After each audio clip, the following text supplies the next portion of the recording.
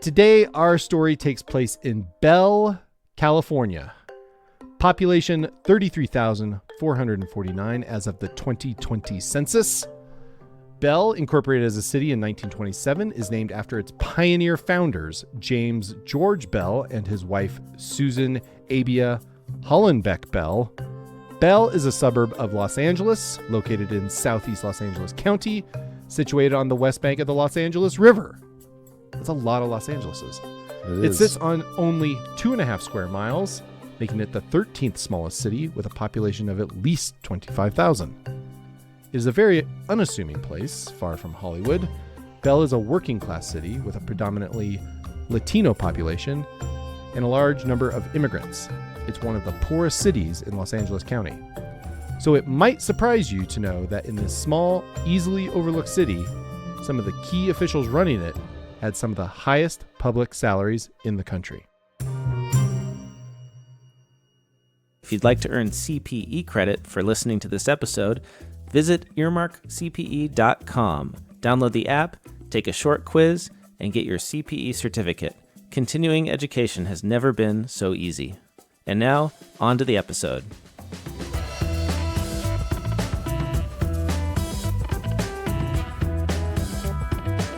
This is Oh My Fraud, a true crime podcast where our criminals have less upper body strength than the average felon. I'm Caleb Newquist. And I'm Greg Kyte. Caleb, what year did you enter the accounting profession? That would have been 2003. Do you remember your starting salary in the accounting profession? Yes, I do. Yes, what was it? It was $43,000. And you were in New York City, right? No, this was Denver. It was Denver. Okay. Yes. So wait, 2003, you were making $48,000 in Denver? No, 43,000. Were you a licensed CPA already? Do you already have your license? I was not yet licensed. Oh, no. Well, that makes me feel horrible. I started in 2008, and my salary was like 30. It was like 30 something. Oh, really? I also was. And were you licensed? No, not yet. So, okay. Yeah. Hadn't even started my. Or no, I was just starting my master's when I got hired. Okay. So, but answer me this. Okay. Because I remember I'd come out of teaching public school. Yep. And really it was pretty much a lateral shift. My salary as a 10-year veteran teacher was about the same as my starting salary in the accounting profession. Yep. So it was right over. But I also remember in the school district I worked for, they had an accountant who worked at the district office. Yeah. And all of our, since it was basically a governmental position, all of our salaries were published. Oh, and of course. I remember that the accountant for the district made $75,000 a year. And I was like going, oh my God. God damn, what would that's a I lot of do money. if I made $75,000 Yeah. a year? Yeah. Holy shit. And then you get it. And like, do you remember, like, again, when you were starting off, well, and even when you were a going concern, one of the big things was like publishing salaries and starting salaries and different things like that. Yeah. What were partners making in the accounting profession?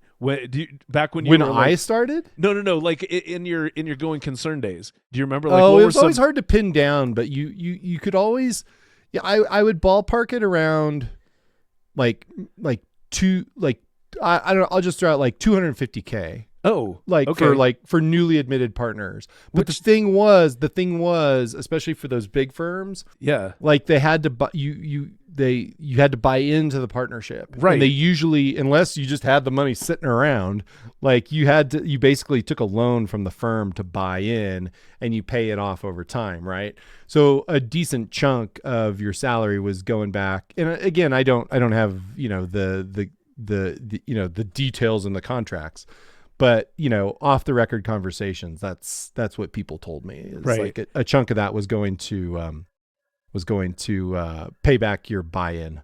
Right. So, okay. So when you were, so we're talking like, give me a time frame for when you were thinking new partner was about $250,000 a year. Oh, this is I would say 2015.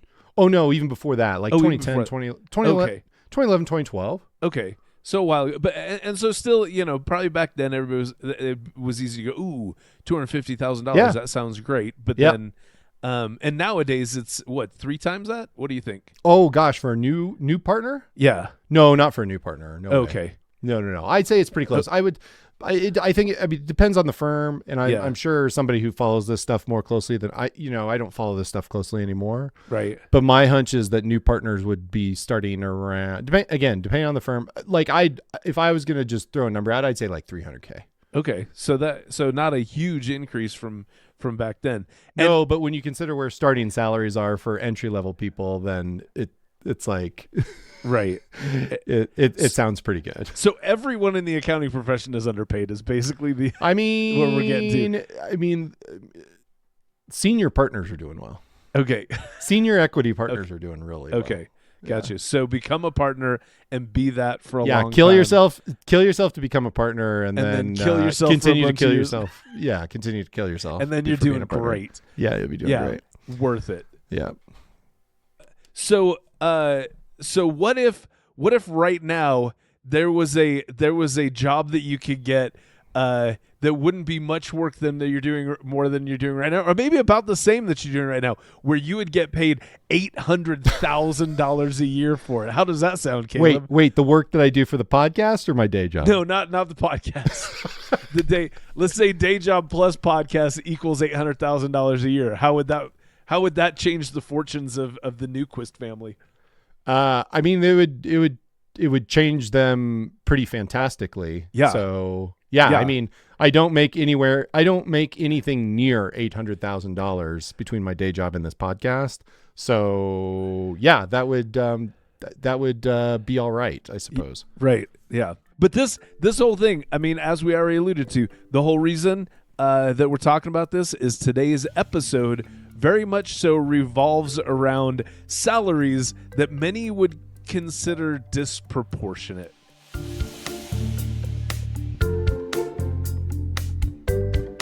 The city of Bell, California was in rough financial shape when it hired one Robert Rizzo as the city administrator back in 1993.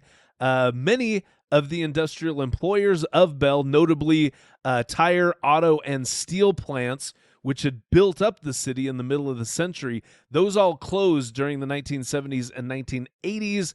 Therefore, thousands of jobs slowly withered away in the city.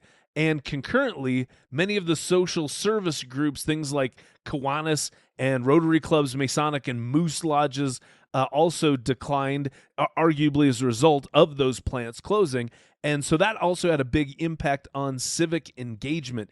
It was speculated that fewer than 700 votes in Bell could win a city council seat. And to make matters only slightly worse, a poker parlor had recently closed that provided $2 million in revenue for the city.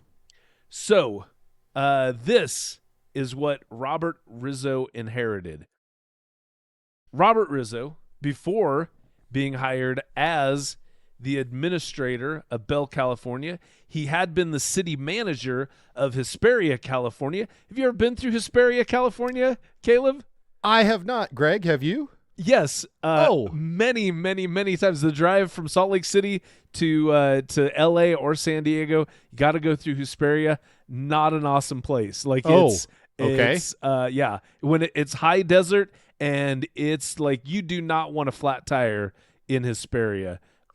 Because the heat stroke will get you before AAA will get you.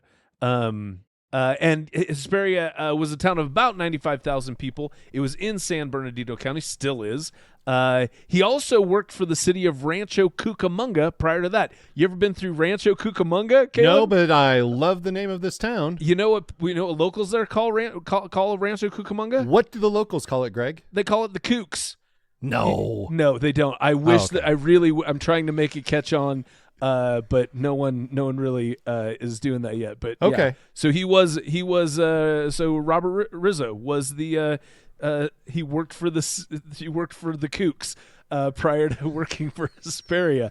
He had a degree in political science from UC Berkeley. Ooh. So clearly he was a hippie at heart, and a master's degree in public administration from Cal State Hayward. According to a Los Angeles Times article that reported Robert Rizzo's hiring, The then mayor of Bell was quoted as saying, "We were very forthright with him, and he seemed to appreciate that the city is going through a period of tight financial planning. We feel it's a fair salary, but all that we could afford at this time." One council member made no bones about why he liked Rizzo. He was coming in cheap. Quote, "He was willing to work for the least amount of money." Then Councilman Rolf Jansen told the LA Times, "That was what attracted me and several other council members." That's some honesty from a politician right there, Greg. It is.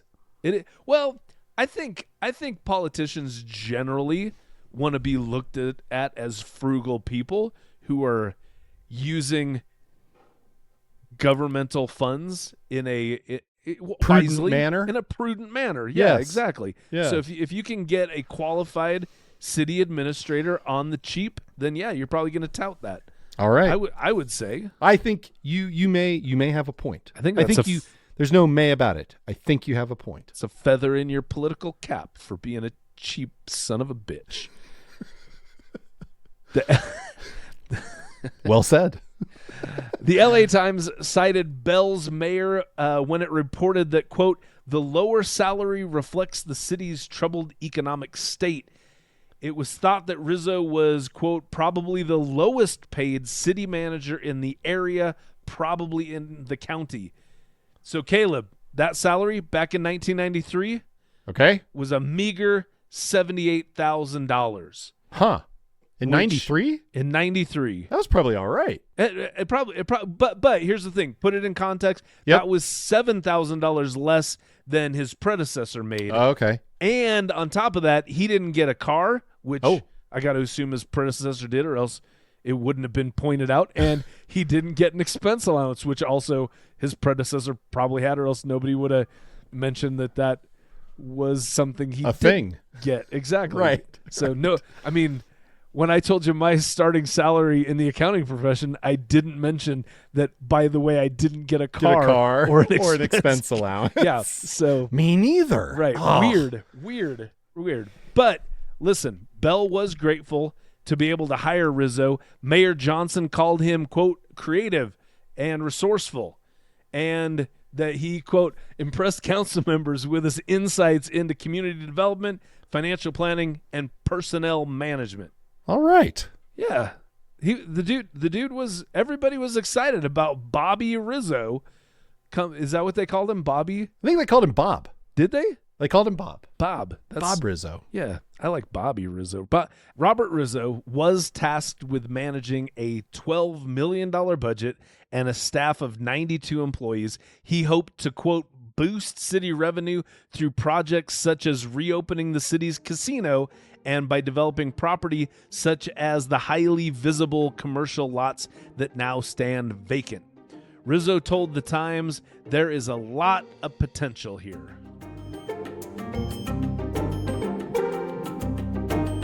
As you might expect of a new administrator who has inherited a city in dire financial straits, Rizzo quickly gained a reputation as a, quote, micromanager who meant to save the cash-strapped city by pinching every penny.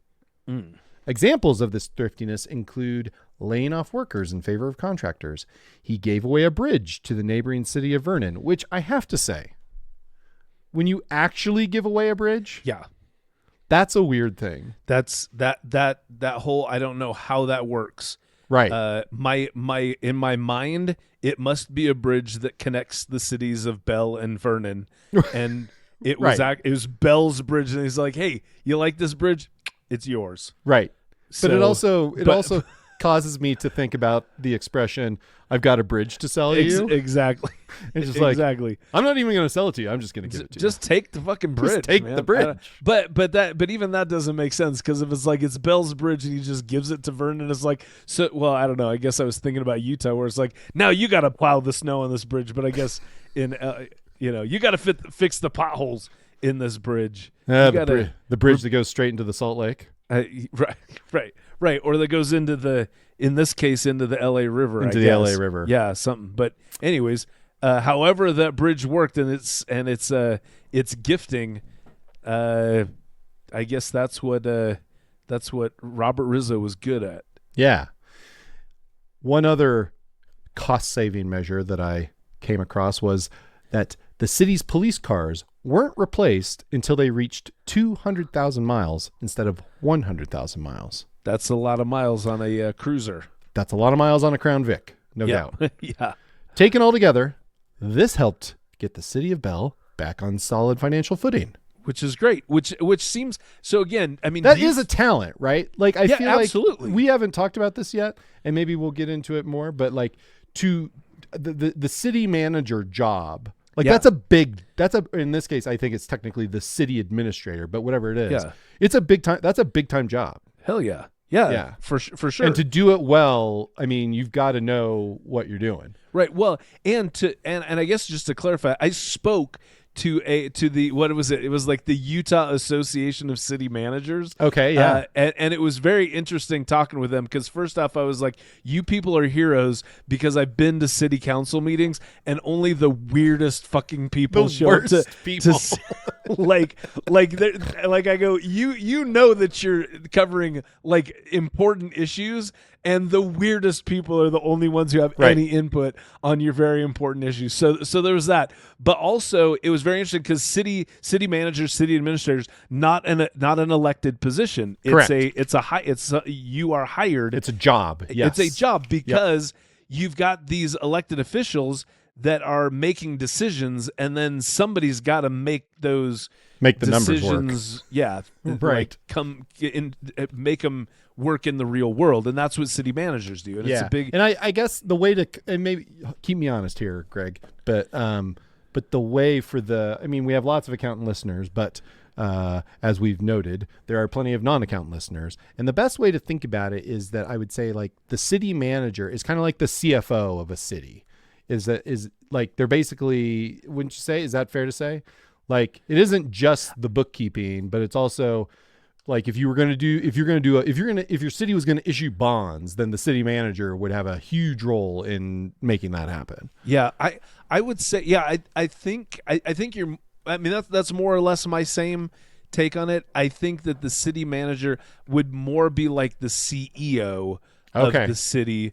And the elected officials are more like the board of directors. Right. So, gotcha. Yeah. So I think, I mean, it's a loose analogy, but yeah, I don't think the city manager necessarily has to be an accountant. A finance expert? Yeah, exactly. Okay, gotcha. And typically I think they would have people that work with them who would be specifically the financial experts for the municipality.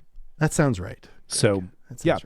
But also just hearing about how he turned things around. I mean, again, you've got corporate people who come in and their whole skill set is taking a company that's failing and making it successful. Yep. And that's a lot of what Rizzo did with Bell. It seems like, although also dramatically, I think he probably, I think he was making a lot of people happy, but he's probably stepping on some toes in the process as well. Yeah, likely because you don't fire a bunch of city employees and those people in favor of independent contractors. You don't and make a lot of friends doing. Yeah, you don't. That's not how you win a popularity contest. Right. But at the same time, that's how you would turn around a city that's in dire financial straits and that's right. Make it a stronger governmental entity. Okay, so despite his talent and results, Rizzo wasn't flashy and kept a low profile. The LA Times described him as diminutive, rotund. Not exactly. I don't know. I don't want anyone calling me rotund. No. Not at all. In my town's paper of record. Right. Well, and it also said that he was self-conscious about his appearance. Maybe because you just called him diminutive and rotund. You dumbass. So that's one way to make someone read the room. Right. One way to make someone self-conscious about their appearance is to mock their appearance. So well done, LA Times. Right. And then to make matters worse, it also said that apparently people called him the Penguin behind his back. Yeah. Also, and, not a villain known for his good looks. No, not a dashing villain. Yeah. Certainly not. And also, I guess, goes unsaid, a villain. Right. Yes. His office was sparsely decorated. The main thing he had was a small TV that he used to follow the stock market. The then police chief, Michael Trevis, who worked with Rizzo, told the Times, quote, "We were not used to that, but we were broke, we were busted, and it took a numbers guy." Still, the results spoke for themselves. People were saying that Bell hadn't looked this good in years. Citizens remarked on how pretty the parks were, how efficiently trash was removed, how swiftly gang graffiti was painted over. Neighborhood watch participants had T-shirts that said, "La Perla de Sureste," the pearl of the Southeast. Rizzo was getting the job done, but there was a dark side too. Okay. He once pulled the police chief into his office to show him that the department accounted for half of the city budget, but generated only 10% of the revenue. Essentially, Rizzo wanted more tickets written, more cars impounded, whatever the police could do to pull its weight on the revenue front. Chief Trevis said that, quote, "Rizzo is of the belief that people are either assets or liabilities, and if you're a liability, he will find a way to jettison you." Yeah, that doesn't sound like how a government's supposed to work. Yeah. Police as a revenue center? revenue generator. Yeah. Is That's a strange idea. Which, by the way, Chief Trevis felt that this revenue-oriented policing was unethical and did his best to resist it. And since Rizzo wasn't too keen on anyone questioning his methods, he found a way to get rid of Trevis. Oh. Apparently, Trevis had violated his contract by taking outside security work without permission. One police sergeant told the LA Times that Trevis was, quote, "the last chief to say no to Rizzo."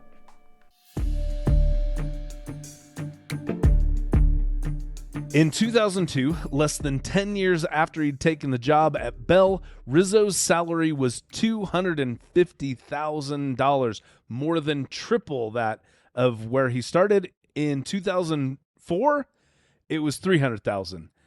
Those are good raises. Those are some very healthy raises. Then, in November of 2005, an election was held on a single issue, Measure A, whether to change Bell from a, quote, general law city to a charter city. Supporters of the measure claimed that it would free Bell from some of the state laws governing how cities were run, and it would give officials more flexibility. Now, one of those state laws that had been passed earlier in 2005, it limited the pay of city council members in general law cities. It had been passed in response to high salaries that had been given to city officials in the nearby city of Southgate, California, that had been revealed earlier in the decade. So clearly, Bell, a city with some salaries that were creeping up there, Yes. had a bit of an incentive, at least on the insiders, to no longer be restricted with their salaries. Right.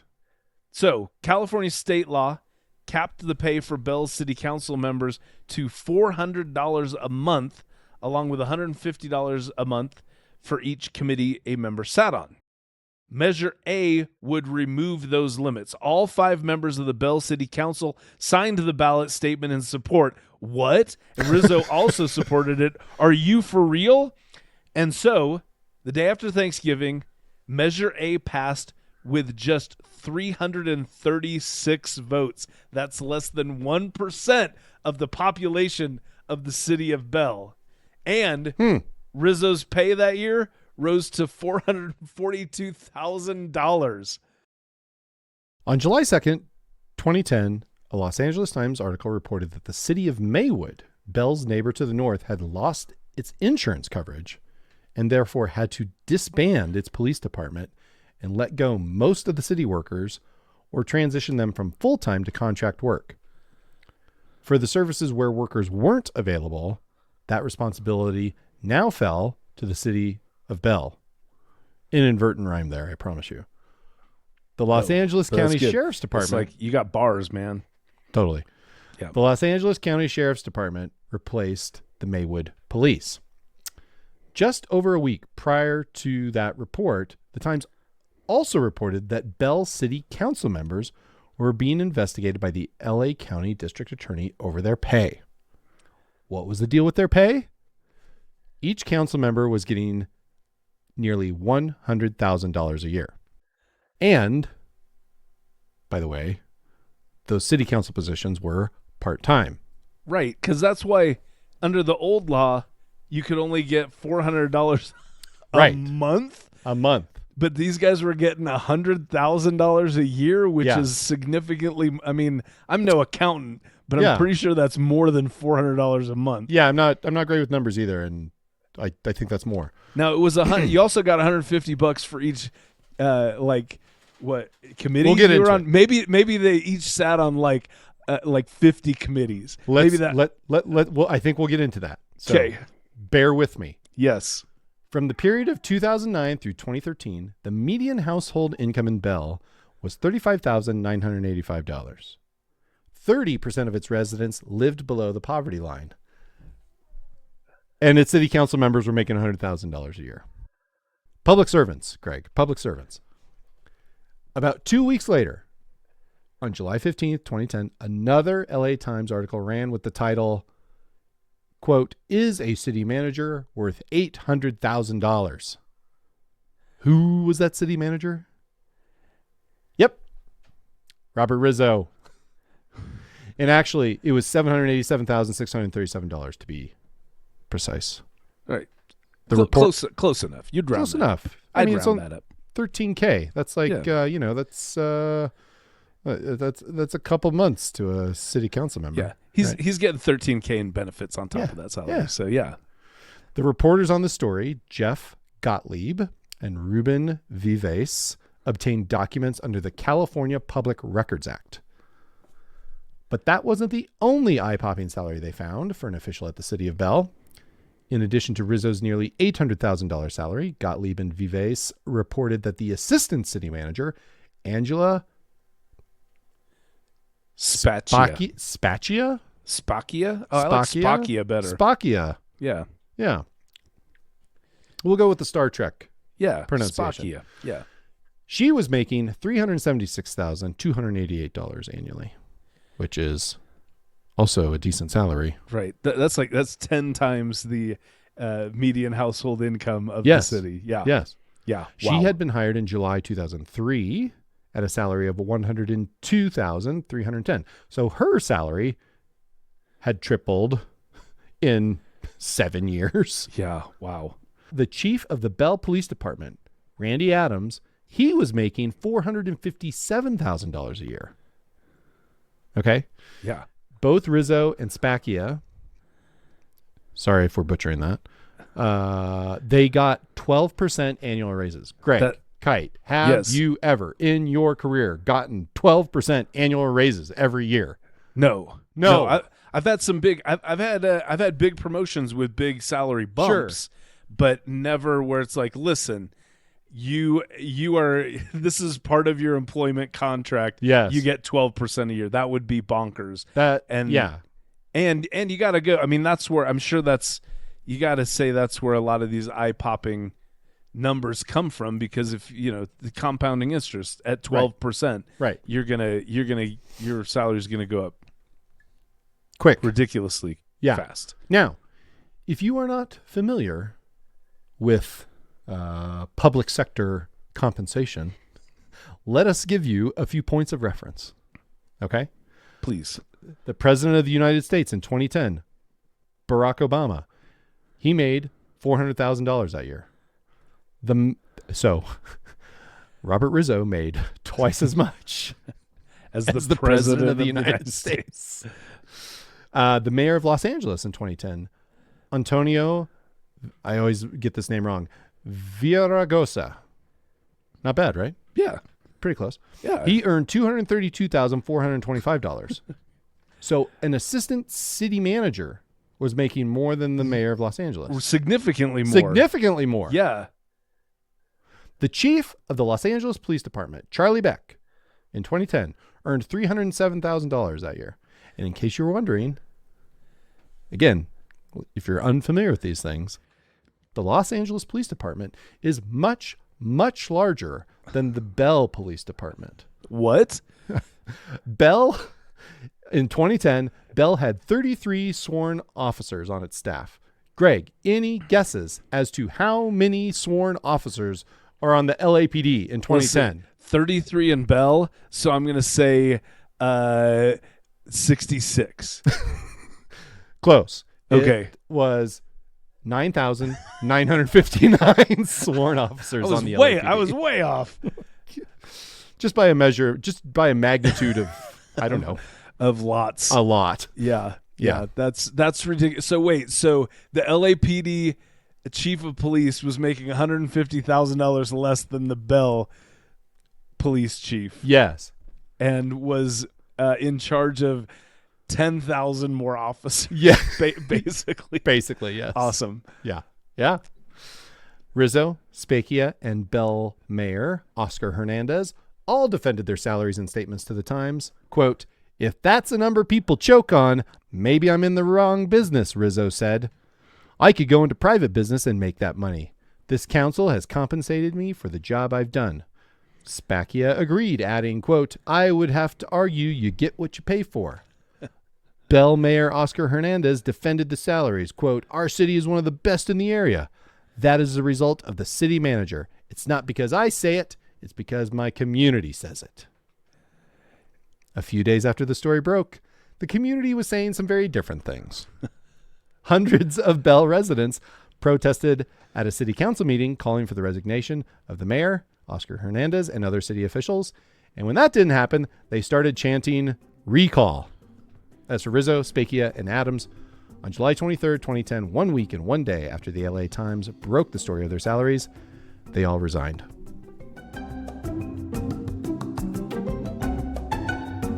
On Tuesday, September 21st, 2010, 8 former and current Bell City officials were arrested on charges related to the misappropriation of $5.5 million. Los Angeles County District Attorney Steve Cooley called it corruption on steroids. And if anybody knows anything about steroids, it's probably people who live in Los Angeles. By this time, a lawsuit had been filed by the California State Attorney General, and the state controller estimated that Bell had wrongly collected $5.6 million in local taxes. Robert Rizzo was charged with 53 criminal counts that included misappropriating public funds, conflicts of interest, and falsifying public records to keep his salary secret. Among some of the actions wrapped into these charges included Rizzo illegally writing his own employment contracts and steering nearly $1.9 million in unauthorized city loans to himself and to others. What do you think that means, Caleb? Just Unauthorized loans? Yeah. Does that mean the city took unauthorized loans and he just pocketed that money? Or does that mean that there was an unauthorized loan from the city to Rizzo? Well, to the best of my understanding is I think loans to city officials were not even allowed. Yeah, that would make sense. So the fact that they were doing it was part of the misappropriation. Okay. Gotcha. Yep. So, because when I remember, I don't remember which article it was, because everything's in the show notes. There's a lot of articles in the show notes. I think I took 30 different pieces of research. But if I recall, that 1.9 million, the loan portion of it rolled up into that 5.5. Okay. So that was part of the misappropriation. So basically, he took a loan from the city. They wasn't allowed Public to do. officials weren't they weren't allowed take loans from the city, which makes sense. Why in the hell would you ever? Well, no, and I mean, mean, do that? You know, a municipality. Maybe I'm wrong. Maybe I completely don't have a good understanding of this, but I don't really think of a municipality as a bank, Greg. No, well, but you could think of it as privately placed municipal bonds, where it was placed with one specific person, that person being the city manager, right? Who now has, but also, Yes, we're going to do this bond issuance, and I'll take it. I will take that. I'll take it. Gladly take. Yeah. That money. Yeah. And don't expect the interest. Right. Interest. Don't know if I mentioned that. Forget it. Anyway. Forget about the interest. In addition to Rizzo, the mayor, the assistant city manager, and 5 city council members were arrested and charged. Now, remember how just a little while ago we told you that because Bell had become a charter city, it could bypass the California law that limited the compensation for city council members? The good news, as the LA Times reported, is that Bell's charter said that its city council members, quote, are to receive the same salaries as their counterparts in general law cities of the same size. And, in fact, the Times reported that Bell's city council members received $150 for serving on the council.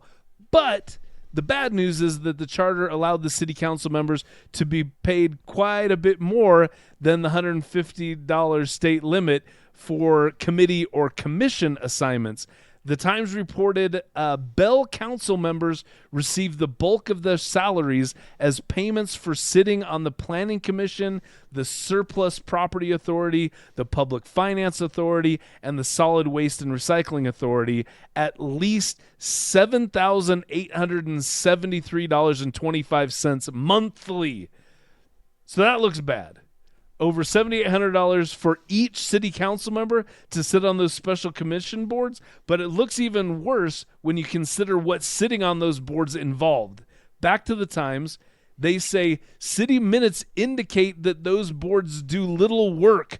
Board meetings in Bell are supposed to take place during council meetings, although their names seldom appear on council minutes.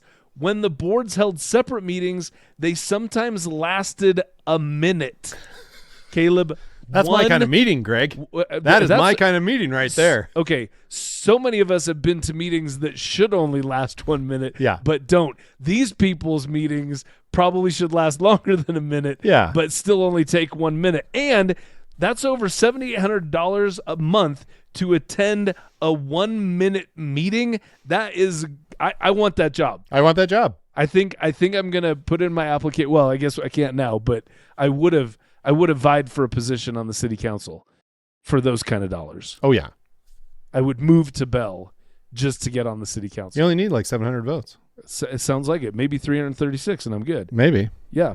As for Rizzo, among the more notable lifestyle choices afforded to him by his massive salary was, quote, owning a stable of thoroughbreds that included a gelding named, Caleb, how do you pronounce this? Dépenser de l'argent. Which is French for spend money. That he named his horse Spend Money. Had he only said spend ill-gotten gain, that would have been the only way to improve on the name of his gelding. And it would probably still sound good in French. It'd sound amazing in French. The LA Times investigation broke this story wide open, and many astonishing and sordid details began to emerge as law enforcement and more media outlets looked into what was going on at the city of Bell. For example, an activist who had been advocating for changes to the state pension system figured that Robert Rizzo could pull in over $30 million in pension payments. Jeez. And even after he retires and still gets $30 million. Yeah, it oversimplifies. I'm oversimplifying it pretty significantly here, but essentially, like, that assumed he was retiring at 62, he was living to be 88 or something, and and it showed the the incremental growth in his pension distributions over those years. If he retires and dies the next week, he's not going to get. He's not going to get $30 million. Not going to get $30 million. Yeah, right. After a state audit couldn't verify a series of pay raises, Rizzo and other officials had their pensions cut considerably. Something else. More than half of the ballots cast in the special election to change Bell to a charter city were absentee ballots. There were even reports of people who were collecting absentee ballots and helping people fill them out. And if the citizen couldn't complete it, then the people collecting the ballots would fill them out. Now, I don't know if you're aware of this, but that would actually be voter fraud. That would be, yeah. that's like real deal voter fraud. That's pretty well. And also, I'm trying to think back to what year did they change that? Do you remember? 2011. It was an off-cycle year. 2011. Okay, yeah, it was an off-cycle. No, not 2011. I'm sorry. It was 2005. 2005. By 2005, yeah, voting. Yeah. Oh, absentee. Vote by mail? There was none of that was going on. Back in 2005? No, I don't think so. Okay. I mean, where was I living in 2005? I was in Colorado in 2005, and I was not voting by mail then. Okay. Yeah. Yeah, because absentee ballots, a lot of times you had to like make a case to get an absentee ballot. Yeah, Or at least go out of your way. The only time I voted absentee when I was in college, I think. Yeah. The first election I voted in, which would have been 2000. And I voted absentee. Okay. I think I voted absentee also when I was in college, but that was because I was registered in my home city of Mount Lake Terrace. Yep. And I was living 30 minutes away in Seattle. And I was like, let me see if I can get an absentee. And I remember filling out my absentee ballot at my mom's house. And kind of feeling a little smug about it. What is your reason for voting absentee? That was laziness. Right. Exactly. And I was like, it was really easy to get that absentee ballot. Yeah. And kind of going, we should do this all the time. And now look where we are now. Look where we are now. In the state of Utah, it's the weirdo. The weirdos are the ones who show up to vote. Yeah. Well, and like, let's, I guess the point has to be made, because maybe we didn't make it explicitly, but whenever there is voting fraud now, and granted, I don't know who our listeners are, but I know who some of them are. Voter fraud is not common, but when it does occur, absentee ballots are something that gets flagged a lot. Yeah. Yes. So it was, in this case, we had a pretty legitimate case of voter fraud potentially going on. Yep. So then in March 2011, a recall election was held on the Bell City Council members. You will not be surprised to learn that all the city council members were recalled, including the single member who hadn't been charged with any wrongdoing. Oh, but that's not surprising to me at all. No, not at all. Everybody's just going clean house. Oh, yeah. Absolutely. Throw them out. Yeah, throw the bums out for sure. Yeah, you didn't do anything wrong, but we still don't like you. Get the hell out of here. Yeah, guilty by association. No Very doubt. much so, yeah. Fun fact that came out of that recall election, a special bill had to be passed to allow the city clerk to swear in the new council members, and the Los Angeles County Board of Supervisors had to validate the election. Quote, prior to that, the new city council had been unable to take office because there was no quorum of the former city council to swear them in. Amazing. Fabulous, right? There were a lot of pretrial hearings throughout 2011 where some damning evidence started to come out, including the fact that a former city clerk testified that Rizzo instructed her to show falsified records to a Bell citizen who had inquired about Rizzo's pay. Those records showed that Rizzo earned $15,000 a month, while city council members only made about $700 a month. The first officials to go on trial in this case were 6 city council members in January of 2013. The trial lasted 4 weeks and jury deliberations started on February 28th, but then a juror had to be excused, replaced, and then that jury took 18 days to deliberate. So then, on March 20th, the result of those deliberations were that 5 council members were found guilty on some charges, but not guilty on other charges, and the jury was deadlocked on yet another charge, and the judge on the case declared a mistrial on those. One city council member, his name is Luis Artiga, was acquitted of all charges. I have nothing to say other than that sounds like a mess. It sounds like a judicial clusterfuck, I think is what they call that. Oh yes, that does sound like a technical term there. Yeah, exactly. Yeah.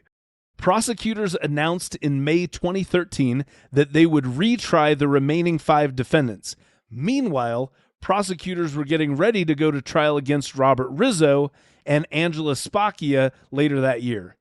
In early October of 2013, to everyone's surprise, Robert Rizzo up and decided to plead no contest to all 69 of the charges he was facing. And Caleb, just so you're aware, no contest basically the same as pleading guilty. Correct. So he just said, yeah, there's all these 69 crimes. I did all of them. Yep. His lawyer said that he wanted to take responsibility and blame Spacchia for being the mastermind behind the scam. It was also made known that he would plead guilty to tax evasion charges, which he also blamed on Spacchia because Spacchia apparently prepared his fraudulent tax returns. Yeah. Even though it says right on the tax return that by signing the tax return, you take responsibility for the preparation yes. of said return. Yes. Yeah. And also, really, I hate it that it's like he was going to take responsibility, but also throw someone under the bus. Completely throw his like underling under the bus. I was just a puppet of this person I hired 10 years after I got the job. They were excellent at managing up. Right. Not everyone was satisfied with this outcome. One of the new council members, Nestor Valencia, said, "He's a rat bastard. We won't know what really happened because once you plead guilty, there's no trial. Right. All of the evidence that was discovered doesn't need to be presented. Right. Because Robert Rizzo wussed out and just pled no contest." I mean, that's my favorite quote in the story, but also, if you put yourself in Robert Rizzo's shoes, I'm probably don't want to go to trial. I don't like my odds at trial. Right. Yeah, maybe his attorney was also going, "Yeah, this isn't gonna go well for you, Bob." Yeah. So, and also, rat bastard is just one of those things where when people say it, you're just like, I don't know what it feels good. It feels good. Yeah. And, I mean, how many rat bastard? Yeah. All right. At Spacchia's trial, the former police chief of Bell, Randy Adams, you remember him. He's the police chief who was making more than the police chief of the LAPD. Right. He testified as a defense witness for Spacchia, and maybe you picked up on this, maybe you didn't, but he was not one of the people who were criminally charged in this case. Guy got off basically scot-free. But Spacchia ended up testifying in her own defense, basically saying Rizzo forced her lucrative salary on her. "Oh, no, please don't make me take this exorbitant salary, boss." This despite the fact that she wrote the contracts for both her and Rizzo that the city council never approved, and that she got $350,000 in loans from the city of Bell. A jury found Spacchia guilty on 11 charges in December of 2013. Rizzo was sentenced to 12 years for the corruption charges, and he got 33 months for tax fraud. Angela Spacchia was sentenced to 11 years in prison. As for the city council members, they ultimately struck a plea deal for the outstanding charges they faced in April of 2014. Aside from one former city council member who was sentenced to 2 years in prison and another who was given home confinement, the others all received 1-year jail terms, including Victor Bello, who had written a letter to the Los Angeles County District Attorney in May of 2009 alleging misconduct in the city of Bell. Is that a snitches get stitches? I don't think so. That's a snitches should have gotten out of their fraudulent lifestyle and avoided stitches. I don't know. Yeah. That's something like that. Investigators didn't interview Bello for 10 and a half months after he alleged the misconduct of the city of Bell. These investigators later testified that Bello had raised concerns as far back as October of 2006.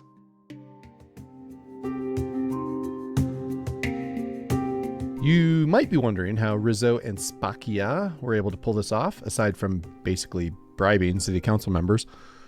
That is, how were they able to finance these extravagant salaries and pensions? Well, it's complicated. They did several things, including, as we alluded to earlier, encouraging the police department to write more traffic tickets and impound more cars. In 2008-2009, the city of Bell made nearly $1 million in impound fees. They were charging motorists $300 to recover their cars, which was 3 times what the city of Los Angeles was charging at the time. Wow. Again. Yeah. The comparison never ceases to amaze. Right. Yeah. Between Bell and the city of Los Angeles. But one of the main ways the Bell administrators collected money from its citizens was through property taxes. Homeowners in Bell were paying the second highest tax rate of any city in Los Angeles County. And remember, this is a county that has cities in it such as Hidden Hills, Malibu, Santa Monica, and Beverly Hills. These are some of the wealthiest places in the country, and Bell had higher property taxes than those places.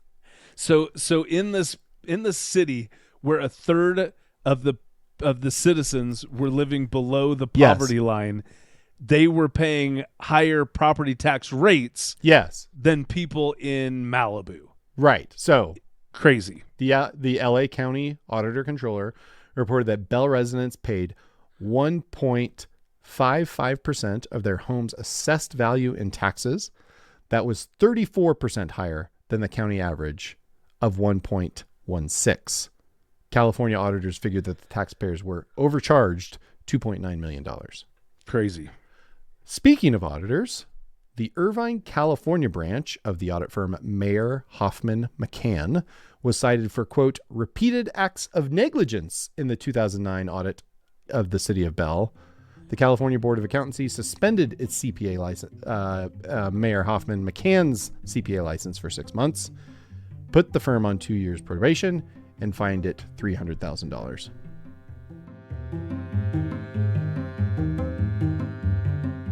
Greg, Kyte, did we learn anything? Yeah. Yes. Okay. We were reminded. I mean, for me, I was reminded of things throughout this whole case. All right. One of the things is I love it when government employees who commit fraud or corruption say that they could be making so much more money if they did the exact same job in the private sector. Because my reaction is, then you should have worked in the fucking private sector. You don't. I mean, doesn't everyone know the government jobs are not you're not going to make all the money if you're looking for all the money. Don't go into a government job. Yeah, I think that's pretty much common knowledge. You'll have stability. Yes. You usually have generous benefits. Yes. But you're not going to be making the Goldman Sachs salaries. No. In the private sector. So if that's what you were after, go work somewhere else. However, that said, we know that this is a regular rationalization for any fraud where it's like somebody else doing my same job would be making so much more than me. That's why it's okay for me to get my beak wet in these fraudulent ways. That's right. The rationalization side of the fraud triangle. Yep. But we see, I feel like that's particularly the case in these governmental frauds and in these municipal frauds. And that might be because I used to be a public school teacher. Mm-hmm. And I remember a lot of times when I would get worked up or I'd be working crazy hours at my job, just going, the number of times as a government employee, as a teacher, that I would say, I don't get paid enough for this was that happened a lot to me. So no, did I commit fraud? No, I did not. But at the same time, I understand the sentiment, and if it gets out of control, that's going to fuel a lot of that can fuel fraud and corruption, like we saw here, like we saw in the Roslyn School District case. That's the same thing that the superintendent of that school district said when he and his business manager stole $11 million from the district. Yep. So this is it's striking a familiar chord in fraud with that. The other thing that came to mind is that once again, and I find, Caleb, I think this is such an interesting thing, such an interesting pattern that we've seen in these cases, is that people who are good at their jobs are also really, really good at stealing from their employers. Yeah. And I think, I mean, again, to successfully pull off some major fraud, you've got to be a pretty smart person to do that. But on top of that, you're going to gain the trust. You're going to gain the ability to pull off those frauds if you're really, really good at your job. So we look at Robert Rizzo. He came in to this failing city of Bell, and it sounds like objectively, he turned that city around. Yep. by doing, and that's how you start getting these justifications of, yeah, we make a lot of money, but you get what you pay for. Yeah. We needed somebody who could come in and could turn the city around, and he did. And now, shouldn't he be compensated for the job that he did for the residents of Bell, California? Again, another rationalization that's just right there that can be used both by the perpetrator and by the people who what's the word? Enablers. Enable. So it's a great rationalization for people who commit the fraud. It's also useful for the people who enabled the person who committed the fraud. Yes. The bystanders who were like, this is okay, what's going on? It maybe feels a little sketchy, but here's a way for me to make this all make sense as well. Yeah. In terms of this whole idea of people who are great at their jobs are also great at stealing from their employers. We saw Rita Crundwell in Dixon, Illinois. Yep. She was great at her job, and she pulled off the biggest municipal fraud in United States history. We also saw it with Claudia Viles. She was the tax collector in little old Anson, Maine. She was great at her job, and she also stole at least $500,000 from this little tiny municipality. So Robert Rizzo, he did a great job turning around the city of Bell, but he also did a great job fleecing the city of Bell. Yeah. Yep. Yeah. They came up with some clever ways to squeeze their citizens for pretty much every nickel. Yeah, they could. Yeah. We didn't cover them all in this episode, obviously, but yeah, check out all our sources in the show notes. There's plenty there to check out. Yep. Now the other interesting thing here is that the exorbitant salaries. Yes. That was not fraud. It was not. So, and that was in fact, we didn't mention it, but that was so remember, Rizzo pleaded no contest. Spakia, whose name we've been butchering this entire episode, I'm sure. Yeah. She's the only one who went to trial. Well, the other council members, she went to trial after the council members, but as one of the key perpetrators, her defense was my super huge salary is not a crime. And that was a key part of how they tried to explain the salaries that they were receiving. Right. Was that it was all within the rules, but it turned out like they were writing their own contracts and they were doing all this other stuff that was misappropriation of public money. And so even though it was technically within the letter of the law, it clearly violated the spirit of the law. Right. So I know that oftentimes when people are trying to split hairs with this stuff, they will say, especially it seems like in governmental issues, they talk about fraud and abuse. Yes. Where it's not, and I would say the exorbitant salaries would definitely fall under abuse. They were abusing the power that they had. They were abusing the levers that they had for their own personal gain. But was it fraud to have these huge salaries? No. But it was the LA Times breaking the news about these ridiculously exorbitant salaries that caused everybody to flock to the city to go, what the hell else is going on here? And that's when you found the contracts that were written illegally. That's when you found out these loans that were given from the city to these individuals. That's when you found the $5.5 million of misappropriated funds that happened that were beyond abuse and were black and white fraud. Yeah. And I'm glad you brought it up, but how was this fraud discovered? Not by the auditors. Not by a whistleblower. It was by well, I mean, if you consider journalists to be whistleblowers, but yeah, it was reporting by local journalists. And what's interesting is that Bell used to have its own paper, right? And there were other smaller periodicals that kind of covered smaller towns within Los Angeles County, but the Bell newspaper closed many years before this started, and so there just wasn't a ton of scrutiny, right, on these officials, right? So, for example, there's a good article in the show notes about how these reporters, we mentioned them earlier, Jeff Gottlieb and Ruben Vives, how they broke the story. And one of the things was that it all started with this story about the city of Maywood that had lost its insurance and had to discontinue services, and Bell picked up some of those services. And so while they were working on that story, they kind of just stumbled across these crazy salaries, and they're like, well, maybe we should ask some questions about this because this is pretty weird. Right. And so then, and I think and then once they found that thread, they just kept pulling it and boom. And so like, it just goes to show you, and I mean, I don't mean to be like, I'm being probably too kind of idealistic or whatever, but like the importance and the power of local journalism.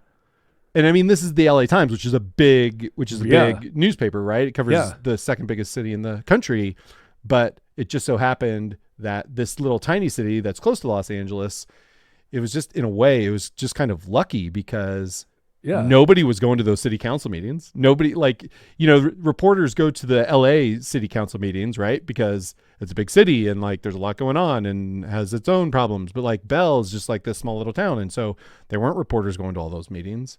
And it took, I don't know, just these kind of like, these things kind of aligned in such a way that these reporters were able to like turn over all the right rocks, and like they uncovered this huge story. And so that's pretty cool. And also, well, before you go support your local journalists. Go support your local journalists. Right. Well, and I think of the stat that we've cited many times that there's like 5% of frauds that are discovered by accident. Yes. And only 3% of frauds that are discovered by the external auditor. Right. And I would say if the LA Times was investigating an adjacent city and just so happened to stumble across the exorbitant salaries in Bell, I would say that probably broadly falls under the that this fraud was discovered by accident. Yeah, exactly. Probably. So that fraudsters are. Well, I like to say fraudsters are 2% dumber than auditors are good at their job.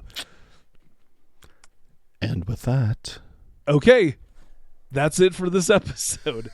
And remember, most city council meetings should only be 1 minute long, but you still shouldn't get paid $7,800 for attending them. And also remember, if you must spend your fraud loot on horses, just name it Normal Horse. My name is Normal Horse. Nothing to see here but a normal horse. If you want to, that's awesome. And coming in front is Normal Horse, just a normal horse, nothing to see here but a normal horse. Coming around the door is Normal Horse, nothing to see here but a normal horse. If you want to drop us a line, send us an email at ohmyfraud@earmarkcpe.com. Caleb, if people want to find you out there on the internet, where can they do so? Best place to get me is LinkedIn/Caleb Newquist. Greg, are you anywhere on the internet? Same. LinkedIn's the right. You need LinkedIn and patience. So yeah, DM me on LinkedIn. I'm Greg Kyte CPA on LinkedIn. And I do look at every interaction I have on LinkedIn, but it's maybe twice a month that I do so. So, patience. Like I said, LinkedIn and patience. Oh My Fraud is written by Greg Kyte and myself. Our producer is Zach Frank. Rate, review, and subscribe to the show wherever you listen to podcasts. If you listen on Earmark, you can earn some free CPE, which, if that is a thing for you, do it. Yeah, because it's easy. Is time running short yet? Time is not quite running short yet. Oh, it is. People just don't feel that time is running short yet. Yeah. And then if you know someone who is running short, you should share the show with them. Absolutely. So they can get some CPE. Yep. Okay? All right. Join us next time for more avarice, swindlers, and scams from stories that will make you say, oh my fraud.